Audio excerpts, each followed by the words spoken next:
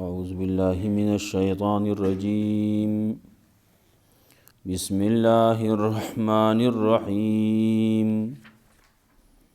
حنفاء لله غير مشركين به ومن يشرك بالله فكأنما خر من السماء فتخطفه الطير أو تهوي به الريح في مكان سحيق.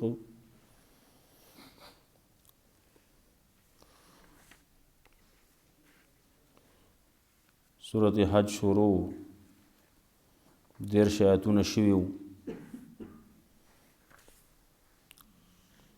مخکې آیاتونو کې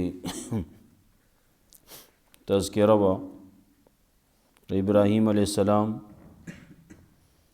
الله وی ابراهیم علیه السلام می راوستو بیت الله ته، هلته موله ځای ورکو، ټکانه مې ورکړه. بیا هغه بیت الله هم جوړ کو. دا خبره ورته هم شوې وه چې په دې دا کور به پاک ساتئ، شرک به نه کوئ. کور کې غټ کارونه چې دي نو هغه یو طواف دی، دارنګې مونځ دی، اعتکاف دی. د دې ټولو کارونو دپاره دا به پاک ساتئ چې دا خالص زمایي.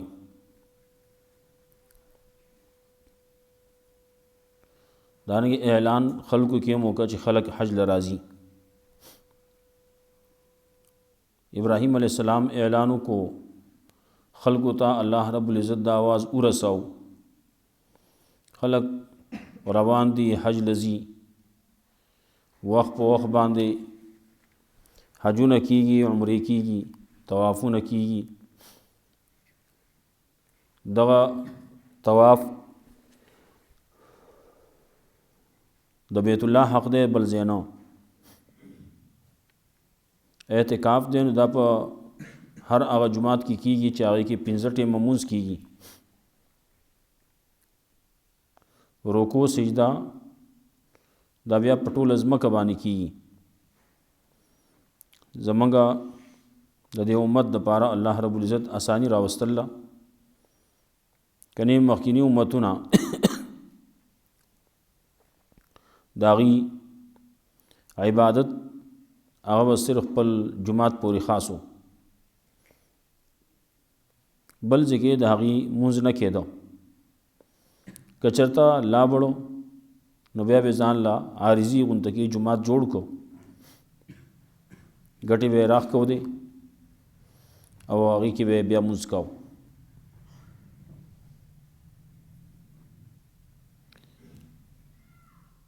نو بل ځای کې طواف نه کولی کېږي، بل ځای کې څوک طواف کوي نو دا به شرک به کوي. دا سړی باندې یاره د کفر ده وي. نو خلک دی راځي په هغه سورلو باندې چې هغه کمزوري شوي دي، نری سورلی دي، تیزی دي. کله چې سورلی هغه تیزی نو دغه سورلی کمزوري بدن په لحاظ سره غوښه غټ زیاته نه وي، او چا غوښه چې زیاته نو هغه تیز بیا نشي تللی.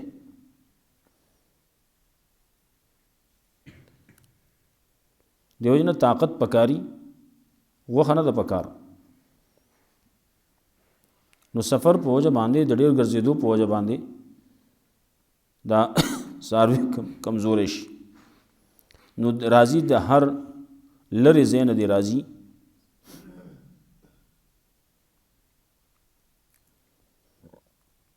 دلته کې چې راشي نو دلته کې د هغې دپاره فایده ده. یو خو به دلته کې الله یادوي په دغه ورځو شمارندو کې په څاروو چې څاروي به حلالوي د الله په نوم باندې. او نور دلته کې هم نورې فایدې هم دي. یو مونځ سړی کوي نو یو په 1 لاک دی. دلته کې مونځ پکې کولی کېږي، تلاوت پکې کولی کېږي، ذکر اذکار پکې کولی کېږي، طواف پکې کولی کېږي. که نور هېڅ نه وي، کعبې ته سړی ګوري نو هغه باندې هم رحمتونه د الله راورېږي.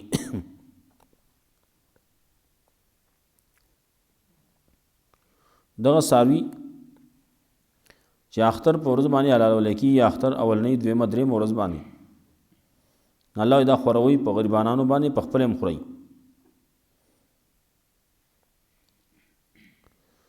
کله چې طواف حج ختم شو، حج ارکان سر ته ورسېدو، نو بیا دې پکار چې دی خپل خیره ځان لري کی. او د هغې یو خبره موږ کړې دا وه، یو ظاهري خیره دی او یو باطني خیري دي. شرک دی، بدعات دي، رسومات دي. دغه باطني خیري دا هم د ځان لري کی، او یو ظاهري خیري دي، ویښته دي پراګنده شوي دي، ویښته دي لري کی، نوکونه دي غټ شوي دي، دا لري کوي. بدن باندې نور خیري جوړ شي دي، دا وینځئ.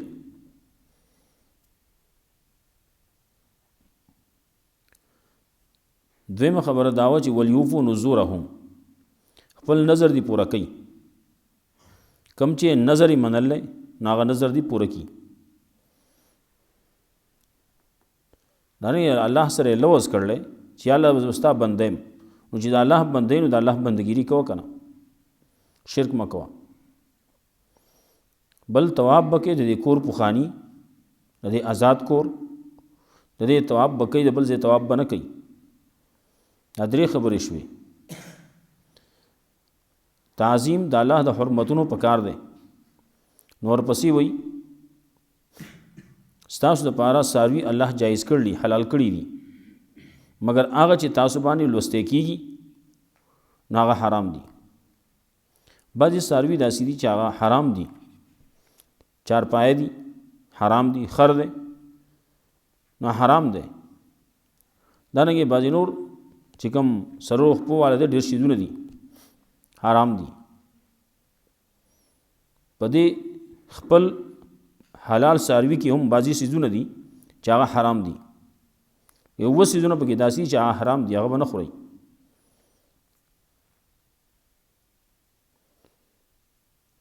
ورپسې وایي چې فجتنبوا الرجس، ځان د پلیتۍ نه ساتئ. پلیتي سره د بوتانو پلیتي ده. خلکو بوتان نیولي، د بوتانو عبادت کوي، د بوتانو بندگی کوي، د بوتانو په نوم باندې نظر و نیاز پیش کوي. نو دغه څیزونه د ځان ساتئ. دا خو د شرک څیزونه دي، نو د شرک د دې څیزونو نه به ځان ساتئ. د الله نه سوا د بل په نوم باندې ورکړه ونه کوئ. دارنګې کوم څیزونه چې د الله نه سوا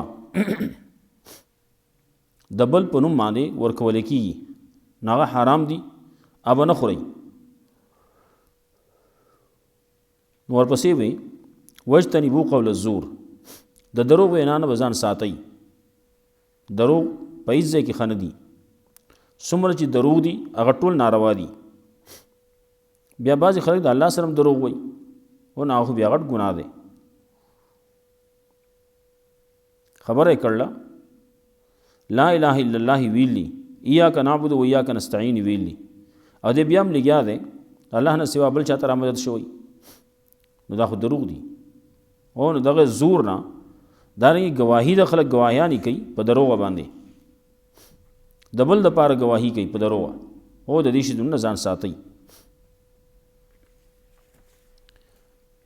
الله رب العزت وایي کلک شئ د الله دپاره، مایل د ټولو ادیانو نه دین توحید ته، نه دی تاسو شرک کوونکي د الله سره. دا شرک داسې غټ جرم دی. څوک چې شرک وکړي دا داسې دی لکه د اسمان نه چې راتاو شو فتخطفه الطیر، نو داسې دی لکه د مارغانو وتښتاو. نو مارغان چې تښتئ نو څنګه یې تښتئ؟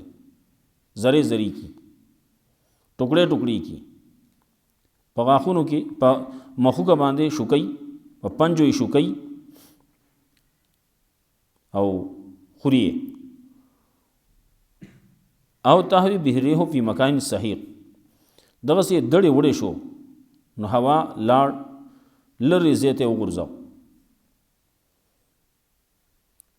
دا څه کم څه چې ذکر شو الله په دې باندې عمل کوي. ومن يعظم شعائر الله څوک چې تعظیم کوي د الله د شاعرو. کعبه ده، کعبه کې نور څیزونه دي، صفا مروه ده، مقام ابراهیم دی، دارنګه د الله د عبادتونو مختلف عبادتونه دا ټولو تعظیم بکې. نو څوک چې دا کې د الله د شاعرو د جماعت د هغې خیال ساتي، تعظیم کوي، نو دا د زړه د تقوا د وجې نه کوي. او د چا په زړه کې چې تقوا نه وي نو هغه دغه تعظیمونه بیا نه کوي. د جماعت قدر ورسره نه وي، د قرآن قدر ورسره نه وي، د کعبې قدر ورسره نه وي، د نورو کوم چې څومره څیزونه دي د هغې قدر ورسره بیا نه وي، د دیني کارونو.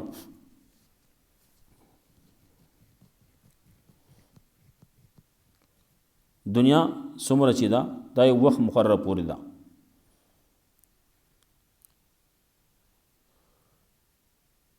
آخري تلل دا کم چې ستاسو دپاره سامان دی، فیدې دي، دا څاروي دي، د دې نه تاسو فیدې واخلئ. کله چې فیدې ته واغستې شوي او بیا یې قربانۍ دپاره نو ځای د هغې بیت العتیق دی، کور پخانه دی، هغه ځای دی، هغه ځای کې دا حلالولی کېږي، هغه ځای کې ورکولی کېږي. دغه څاروی دی، د دې هم قدر، د هغې هم عزت پکار دی. ضرورت نه وي سورلي وپې نه کې، ضرورت نه وي نور څیزونه لکه پی دي. زمونږ فقها لیکي چې پی به ترې نه اخلي، د قربانۍ څاروی دی نو پی به ترې نه اخلي. که چا ته پته نه وه او پی یې ترې اخیستې دي نو څومره پی چې دی استعمال کړي هغه پیسې هغه خیرات کوي. ورپسې بیا تذکره کوي د قربانۍ، او انشاءالله که بیا ووایو. حنفاء لله شی کلک د الله د پاره، مایل د ټولو ادیانو نه دینی توحید ته د الله د پاره، غیر مشرکین بے نه دی تاسو شرک اونکی د الله سره. ومن یشرک بالله سوچ شرک کی د الله سره فکانما خر من السماء نو گویا کې دې راړتاو شو د اسمان نه. دا داسې نقصان یې وکړو. دا الله یو مثال پیش کړي، دا نه چې شرک یې وکړو نو د دومره نقصان وکړو، نه شرک نقصان د دې نه زیات دی. دا الله رب العزت د خلکو ته ښیي، مثال باندې پوه کوي. فکأنما خر من السماء گویا کې دی راړتاو شو د اسمان نه. فتخطفه الطیر نو تختاو دل مرغان و تهوی به الريح فی مکان سحیق یا وګرځي دل را هواګانې په لرې ځای کې. نور زینو کې وایي د شرک په باره کې الله رب العزت وایي ومن یشرک بالله فکأنما خر چا چې شرک وکړو د الله سره نو دا داسې ده. الله یو ځای کې وایي ان الله لا یغفر ان یشرک به ویغفر ما دون ذلک. شرک الله چرته نه معاف کوي، د شرک نه علاوه څومره ګناهونه چې دي هغه وغواړي نو معاف به کړي، لیکن شرک نه معاف کوي.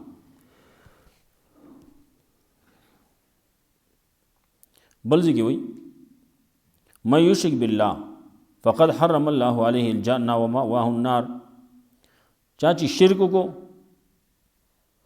نو الله په ده باندې جنت حرام کړلی، ځای جهنم دی، ډېر ناکاره ځای دی. شرک داسې غټ جرم دی. ذالک دا واخلی، دا واورئ، دې باندې عمل وکئ. ومن یعظم شعائر الله سوچ تعظیم کوي د الله د شاعرو فإنها من تقوى القلوب یقینا دا د زړه تقوا نه. د په زړه کې تقوا ورننوتله د په زړه کې توحید ورننوتل ځکه د الله د جمعات تعظیم کوي، د الله د کتاب تعظیم کوي، د الله د شعائر تعظیم کوي.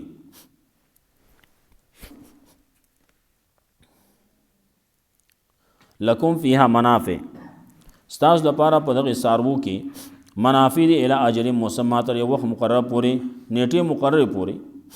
ثم محلها الی البیت العتیق، بیا زید قربانی داغي هغه کور پوخانه دی، کور پوخانه چې ال دکیبا دی علال ولکی قربانی کو ولکی با.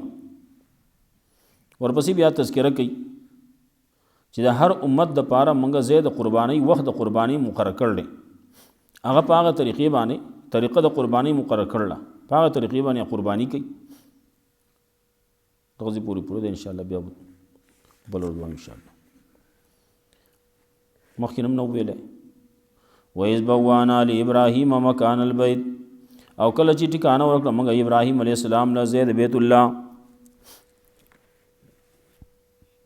الله کې بیت الله په خوا کې الله تشرک بی شیئا، دا ورته ویلی شي شریک به نه جوړې زما سره ایس. وطهر بیت للطائفین، او پاک بساتې زما دا کور د پاره طواف کوونکو، والقائمین د پاره د قیام کوونکو، د پاره د اعتکاف کوونکو، رکوع سجود د پاره د رکوع د سجدو کوونکو.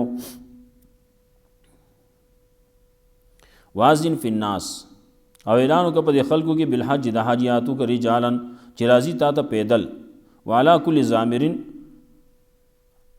او په هر نری تیزو سورلو باندې یاتین من کل فج عمیق چې راځي د لرو لارونه، د غټو لرو لارونه. غټي غټي لاري کله چې سړی لري ځي هغه لارې بیا غټي. لیشهدوا منافع لهم، شارع عام بیا غټي. لیشهدوا منافع لهم، دې دپاره چې دا خلک حاضر شي خپل ځای د فایدې ته.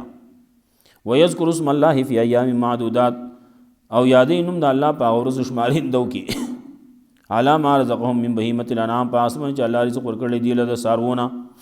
فکلوا منها، نو خورئ د هغې نه. واتموا البائس الفقیر، او خوروئ په وږي بدحاله باندې فقیر باندې. ثم لیغزو تفسهم، بیا پکار دی چې لرې کې ځان خپل خیري.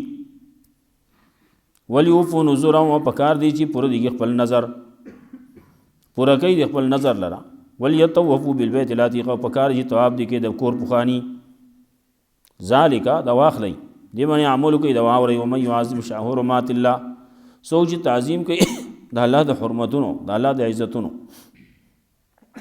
فهو خیر له عند ربه، نو دا غوره د پاره د رب پنيز. واحلت لكم الانعام، او جایز کړی شي تاسو د پاره د سارونه، الا ما یتلى علیکم، مگر اجل واستکی کې پتا سو باندې فجتنی برجت من الاوسان، نو ډډه کوي د پلیتین هغه پلیتی چې هغه د بوتانو پلیتی ده. وجتنبوا قول الزور، او ډډه کوي ځان ساتي د دروغ وینا نه. حنفاء لله، شی تاسو کلک په توحید باندې، یا مایل د ټولو ادیان نه دین توحید ته، د الله د پاره غیر مشرکین به نه دی تاسو شرک کوونکی د الله سره. ومن یشرک بالله، او څوک چې شرک کی د الله سره، فکانما خر من السماء، گویا کې دې راټاو شو د اسمان نه.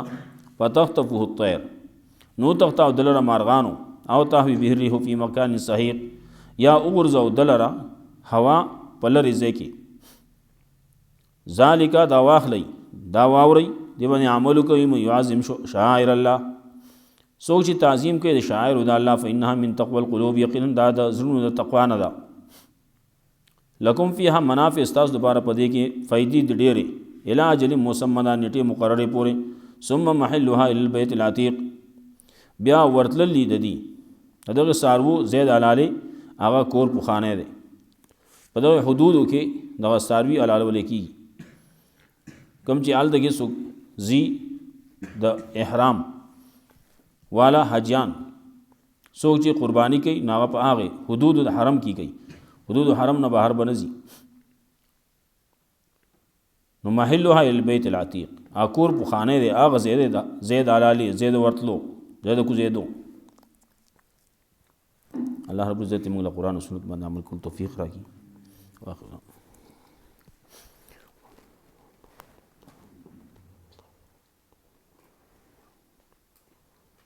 مش في التشافي.